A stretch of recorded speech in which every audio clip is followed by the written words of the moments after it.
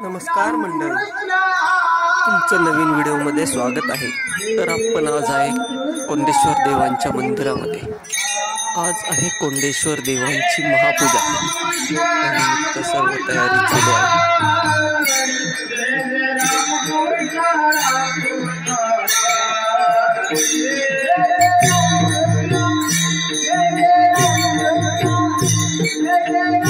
इथे मकर सजवायचे काम चालू आहे।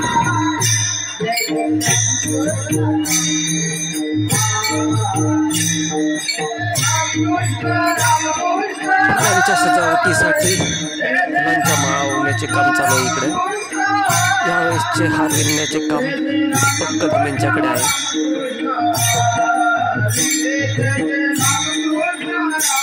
या ठिकाणी महिला मंडळ साफसफाईचे काम करते, भाजी साफसफाई।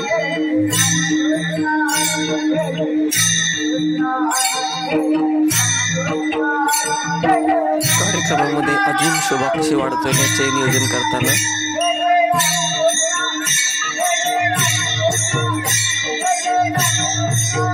या ठिकाणी बडशी काका इकडे आलेले आहेत। आता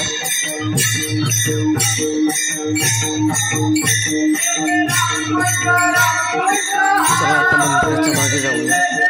इकडे स्वयंपाकाचे काम चालू आहे, तुपाची जेवणाची तयारी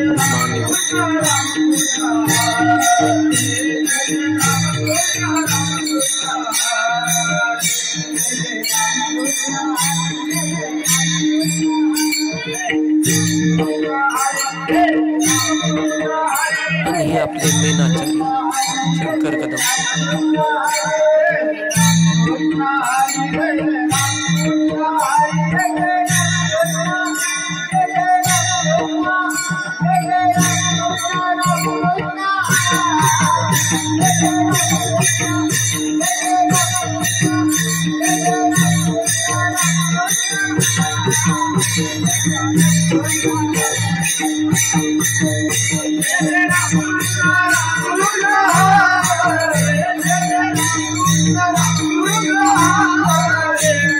आणि या ठिकाणी लसूण सोलायचे काम चालू आहे।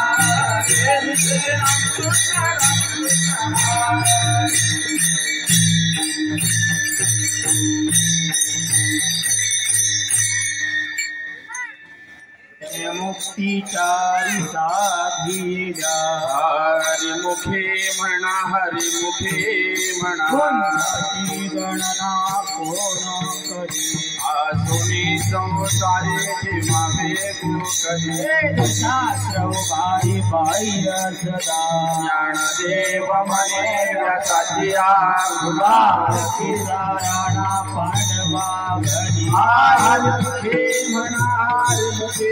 तरुण मंडळी सर्व मंदिराचे सजावटीचे काम बघत आहे। आता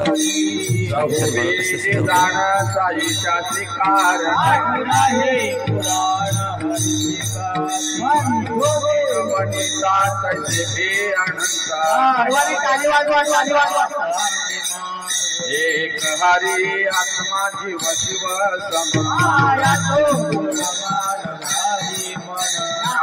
देव पाठ हरी हवे हरिमुखे म्हणा, हरिमुखे म्हणा।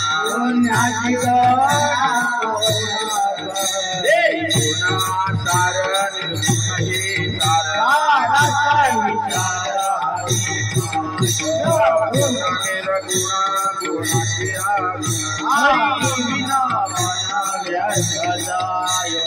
हे निराकार नाही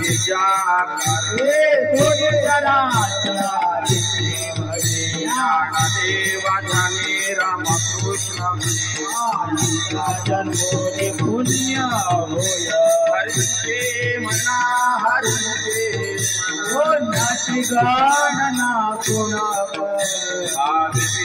भक्ती भक्ती भक्ती हो दैवत प्रसन्नात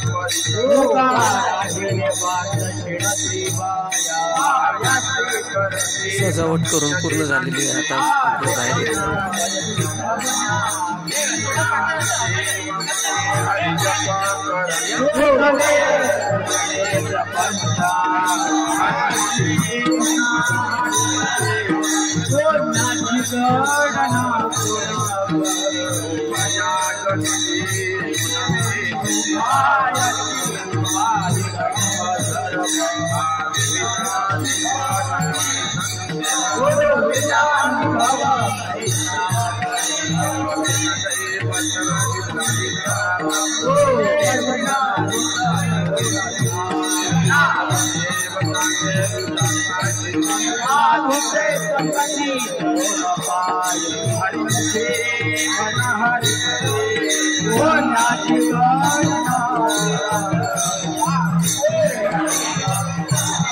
तयारी पूर्ण झालेली आहे. आता पूजेला सुरुवात करूया.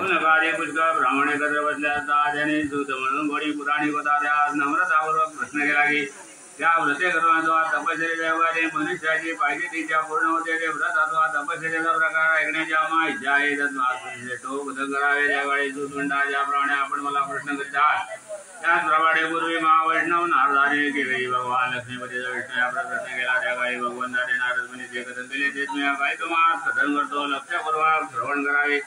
नारद मुनींनी भगवंताला प्रश्न करण्याचे कारण झाले की नारद हे महासाधू परोपकार करणे त्यांचे नित्य कर्म म्हणून ते परोपकारार्थ स्वर्ग मृत्यू पातळी अनेक लोकातून हिंडायचा.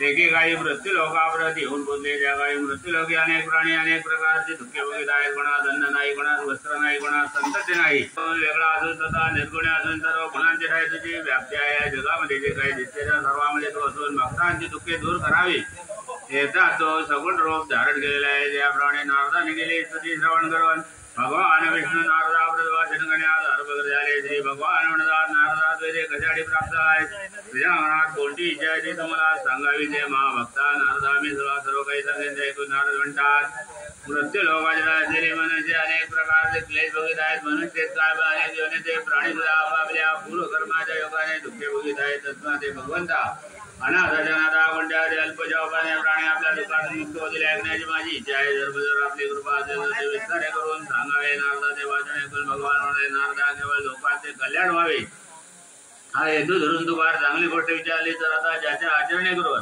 मानव आपल्या मोहजालातून उद्भवलेल्या दुःखातून मुक्त होतील असा उपाय मी तुला सांगतो तर श्रवण करते. एक अत्यंत पुण्यकारक व्रत आहे. स्वर्ग मृत्यू पाताळ ते आज दुर्लभ होते परंतु नारद